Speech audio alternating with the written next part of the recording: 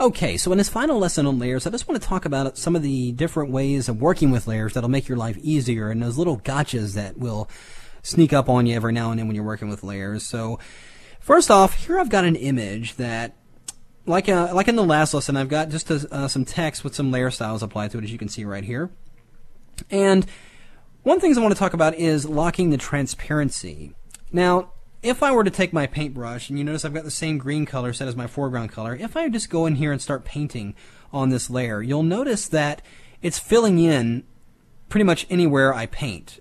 And you'll notice also that the layer style is updating as well. Because the layer style is a live effect, it's also going to redraw as I add pixels to this layer. But let's say, for instance, I wanted to be able to paint on these letters and not go outside the lines in a sense. Well, not coloring outside the lines has never been easier. Here we have these lock settings here, and this very first one is called the lock transparency. So if I turn off my background layer, you notice that this text layer is on its own layer against a transparent background.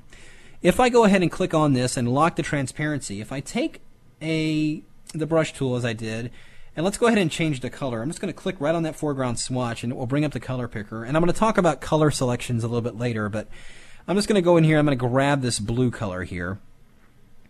And again, I'm going to go in here and paint on those letters. But notice I'm staying within the visible area of this layer. It's not going outside the transparency because we have the transparency locked. It's keeping that place intact. So I can paint freely on there, even outside the lines, and it's only going to affect my visible areas. So that's locking the transparency, and there's other features as well. This icon will lock the painting features, so it won't allow me to paint at all, but I can move the object around if I like. This next item does just the opposite. It doesn't allow me to move the object. You'll see a little warning pop up, but it will allow me to paint inside there, as you can see right there. And this very last item basically locks the entire layer. It won't allow me to move it or paint on it or do anything. So if you've got a number of layers open and you want to keep that layer visible but not necessarily modify it in any way, that's what you would want to do, is go ahead and lock the layer. Now I'm going to jump over to this first image we were dealing with and just show you a couple other things. Now when you're managing multiple layers, you can certainly rearrange the layers any way you like. Let's say I wanted to take this frame layer and reposition it somewhere else in the layer order. You simply grab it and move it around your layer order, and the line between the layers will highlight as a little dark line there. When you release, it will reposition the layer and you'll be able to move on. Now if you wanted to move multiple layers, let's say I wanted to move both of these layers that contain the frame, you simply select one layer, hold down the Shift key, and then click directly on the other layer. Now they're both highlighted, and now you can just click and drag and move them both at the same time. Now another aspect of layers is being able to generate selections from them. Now, let's say, for instance, that I wanted to generate a selection based on the shape of this frame on this layer. Well, all you need to do is simply hold down the Command or the Control key and then simply click directly on the layer preview. As you can see, my cursor changes. It adds a little selection icon there. When I click on it, it will load that layer as a selection. So if I wanted to isolate changes to this, I can simply load it as a selection, or in fact lock the transparency as I did before. And you don't have to be selected on a specific layer to load it as a selection. Let's say I'm highlighted on this frame layer here, but I want to load the image that's inside of it as a selection. Well, all I need to do is just do the same thing. Hold down the Command or Control key, click directly on it, and it will load it as a selection. And of course, up here at the top of the layers panel, you'll notice that we have those same opacity and fill dialogues that you saw in the layer styles earlier, where this one will affect the overall opacity of the layer, while this one will only affect what's on the layer, and if it has a layer style, it will completely remain visible. Now, one last aspect about layers or objects on your layers I want to talk about. I'm going to jump back over to this setting here. Let's say you've created an element on your layers, and let me unlock that. And let's say it's positioned up here, and you want to align it, maybe perhaps to the center of your document. Well, alignment is really easy inside Photoshop. I'm going to go under the Select menu. Let's say I want to center this text based on the overall image area. Well, I'm going to go under the Select menu and go down here and choose All. And you'll notice that it does, in fact, select the entire document, the marching ants around the outer edge.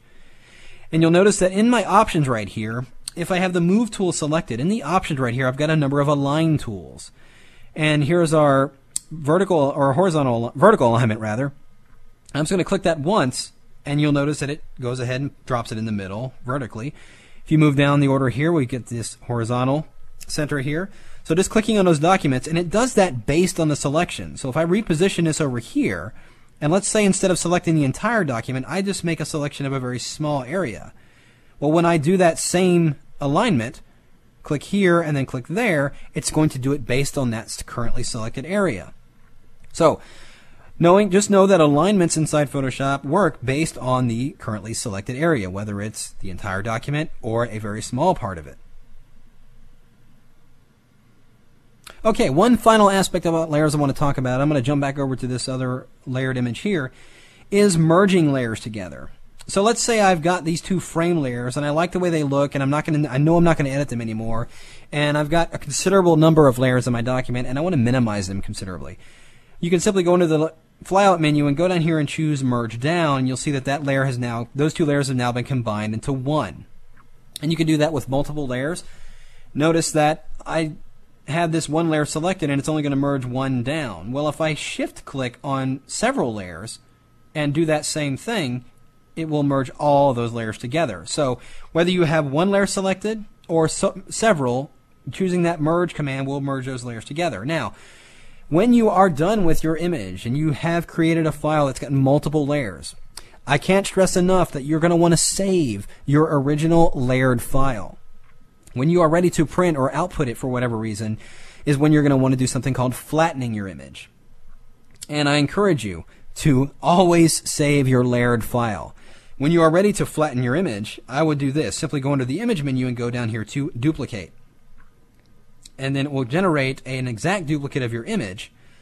And then you can go down into the flyout menu here and choose flatten image. And you'll notice that it basically crushes it all down into one convenient layer that's ready to be outputted and do whatever you need it to do. But as I mentioned, you always want to make sure that you're saving a layered version of your file.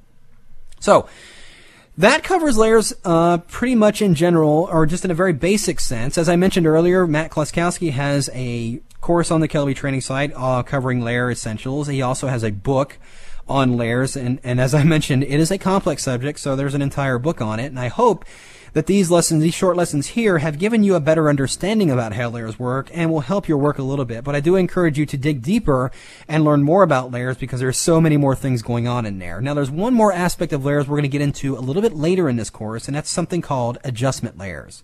But we're going to continue on to the next lesson.